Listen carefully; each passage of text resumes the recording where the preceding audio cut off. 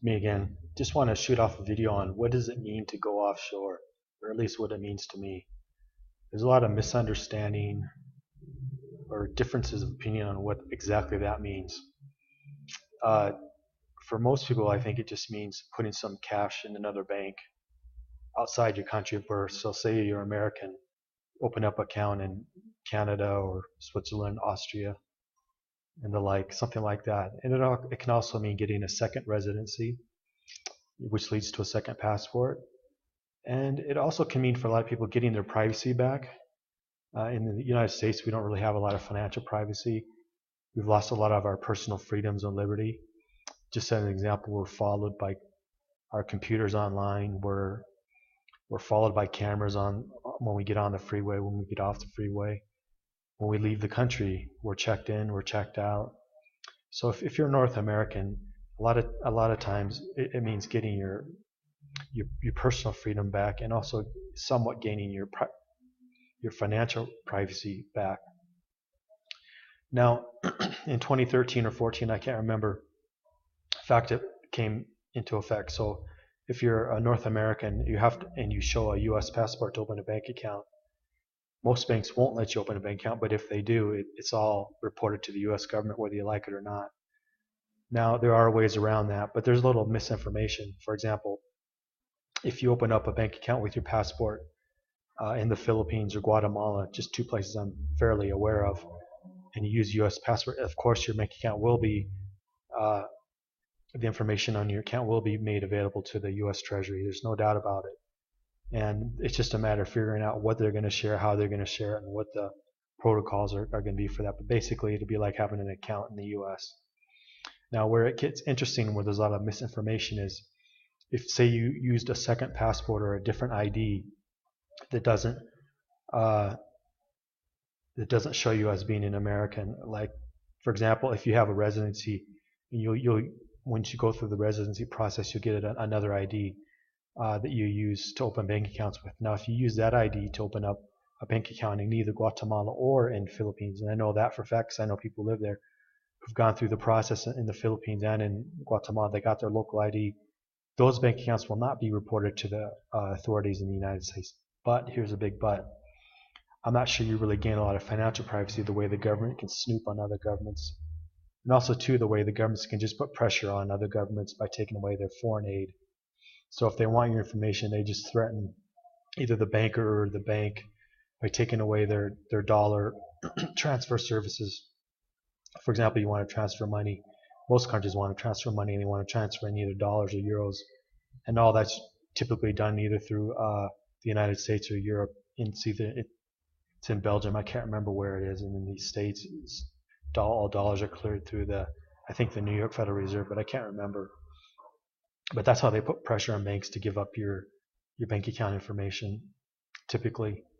So if you really want to keep a low profile and you want a bank kind of under the radar, for Americans, about the only way you can do that is to go through the process of a second residency and get that local ID. And then in conjunction with that is to use a corporate account. Now, all the intimate details of how to set up a corporate account, so it's invisible, it's beyond the scope of this video. I'll just say, when you talk to a lawyer, your lawyer can set one up. You'll send your money to your lawyer to pay the fees for the account.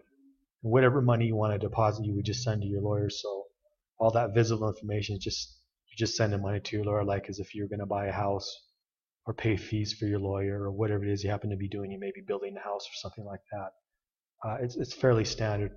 Now, if you're not a terrorist or a famous drug person, the U.S. government's really not interested in what you do offshore, I don't think, especially if you're not that wealthy. So if you have your assets in a foreign corporation, and if you don't own it, then you don't have to report it. Now, I know that's controversial, but yes, of course, if you own more than 10%, you have to report it. I realize that, but if you have your lawyer set it up right, you won't have that ownership interest in it, and you won't own it in your name anyways, which is perfectly reasonable in the Americas. And I will just add that lawyer can set you up in a bank account, a corporate account, almost anywhere in the Americas. So, for example, if you want to open an account in Bermuda, you don't have to go to Bermuda. If you want to open an account in the Cayman Islands, you don't necessarily need to go there. Now, a lot of people will say that, but a lot of people don't really hire a lawyer and figure out how these things are done to their benefit if they want to keep a low profile. Now, again, if, like I said, if you're a famous criminal delinquent or you pissed off the government in some way, and of course all that goes through the roof because they can just put pressure on your government, on your lawyer, and then on your lawyer's government to kind of give you up. But as long as you keep a low profile, that's not likely to happen.